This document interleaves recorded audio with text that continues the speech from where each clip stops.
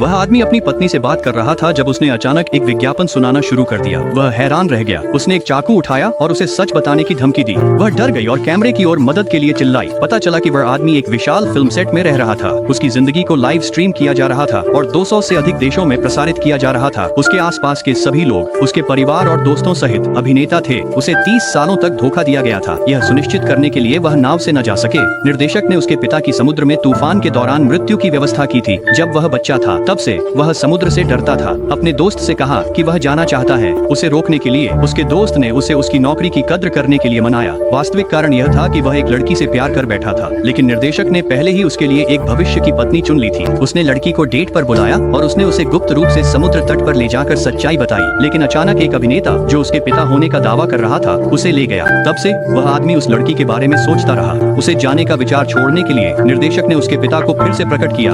वे गले मिले और दर्शक भावुक हो गए।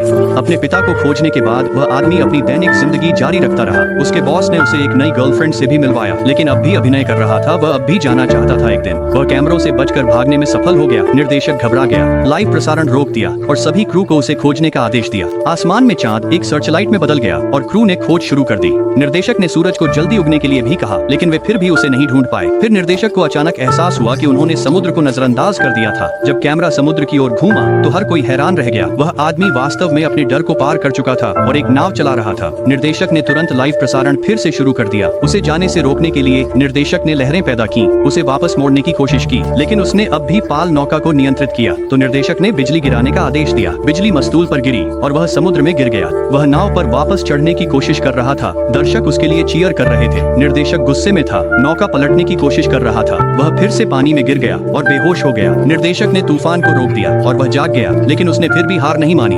उसने पाल उठाया और आगे बढ़ता रहा। जल्द ही पाल नौका एक दीवार से टकरा गई। वह दीवार के पास गया और महसूस किया कि आकाश भी नकली था। उसने दीवार के साथ खोज की और एक सीढ़ी पाई। इस समय निर्देशक ने उसे रोकने की कोशिश की और उसे वहीं रखना चाहा, लेकिन उसने निर्देशक को अलविदा कहा और फिर दृढ़ता से दरवाजे से असली दुनिया में चला गया। दर्शक उसकी बहादुरी के लिए जयकार कर रहे थे।